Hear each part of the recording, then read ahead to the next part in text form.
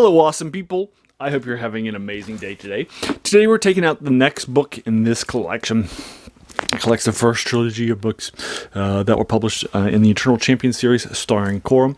It's called The Queen of Chaos. It's 118 pages long. I read it in 2 days, which is about the length of some longer novellas. I read it in 2 days at about 60 minutes a day, roughly. I'm sorry, 60 pages a day, rather. It was about an hour and 15 minutes or so. So it was around about two hours, probably more like 2 hours and 45 minutes for me to knock out an entire novel. And that's one of the reasons why I love going back and reading these things, because you can easily knock them out pretty quickly. These older works for you folks. Michael Moorcock's Eternal Champion series was hugely influential. It was still read.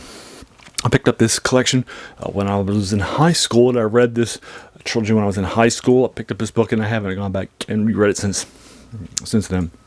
So we're going back and knocking this out for you folks. It was a lot of fun.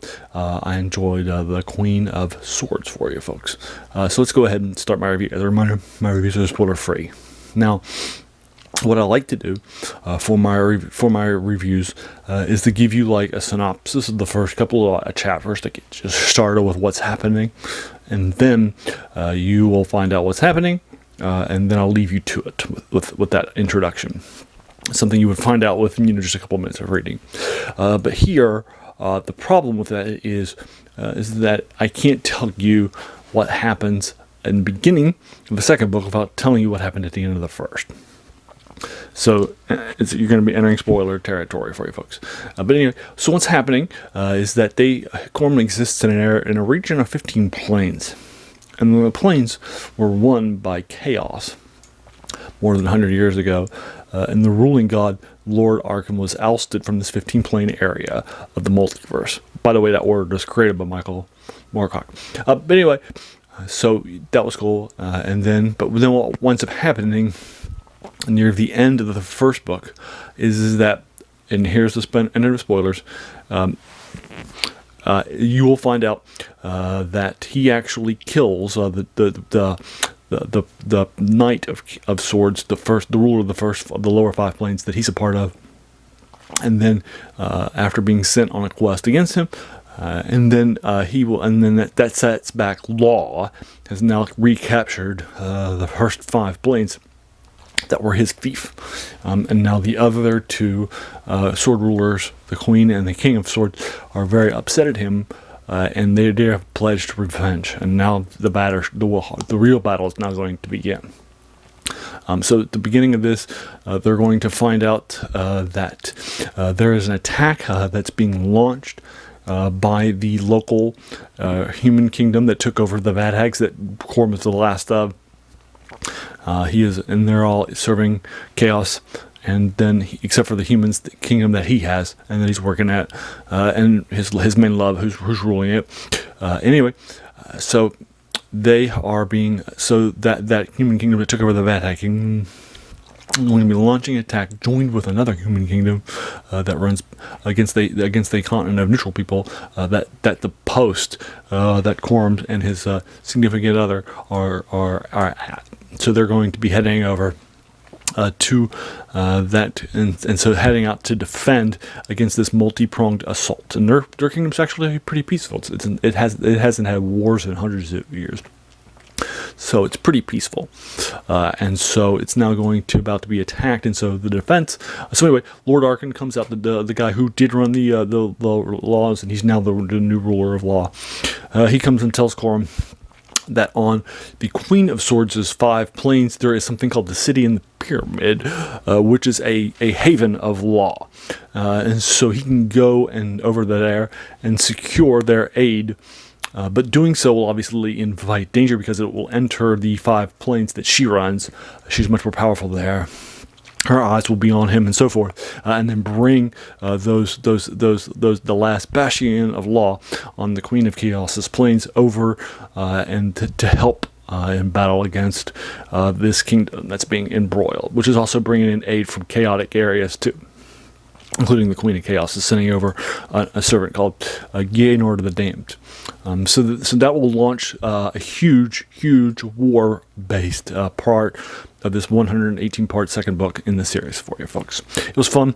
I liked it. It's epic. It's fast. You can read it in a day pretty quickly in just less than 3 hours. It's pretty quick. I enjoyed it.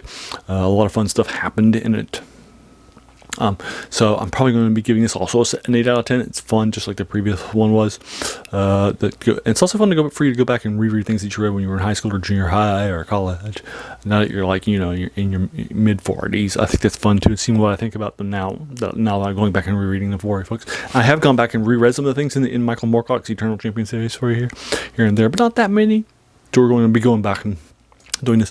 There's another trilogy 2 after the King of Swords, which is the final, which I'm going to be moving to too. Hopefully, we'll be able to knock out the second trilogy 2, which I've only read once too, just like this trilogy. I hope that'll be fun for you folks.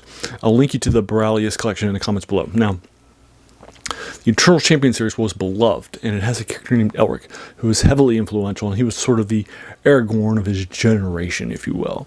And so the Eternal Champions are each people on these different planes that are fighting against the darkness and their pawn in the war between the gods of law and the gods of chaos. And so that's what's happening. So here you're seeing that definitely in what Corum has been doing. He's definitely being manipulated by law against chaos, and he'll be successful, right? You'll see him get more successful near the end of what's happening in book 2 of this trilogy. And this is sort of the key concepts. Law has good and evil in it. Chaos has good and evil in it too. They're seen, somewhat more. Although here in Michael Moorcock, law is seen as more good, and because they recognize the understanding of balance, blah blah by itself, obviously wouldn't be good. But the law here in the Michael Moorcock's world, law respects the balance that needs to be happening between law and chaos for a good, proper society to have out. So that's fun.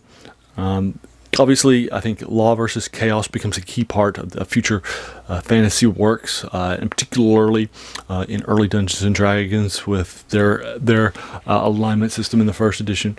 It's law versus chaos, and then when they create the first edition of Advanced Dungeons and Dragons, they add good and evil on top of that. So you can even see law versus chaos instead of good versus evil, like Tolkien. So I think that's pretty cool. His law versus chaos concepts were definitely a key part of 60s and 70s culture. It's very, very influential. And so you see that on modern fantasy stuff. So there you are.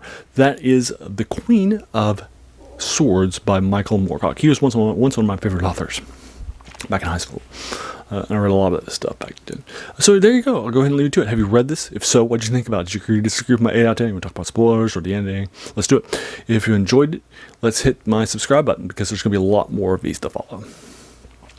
And finally, I just want to thank you so much for taking some time out of your day and investing it and watching my video, because we all have so many things that are happening in our lives, and we're pulled in so many different directions. So the fact that you spent this time with me is incredibly humbling.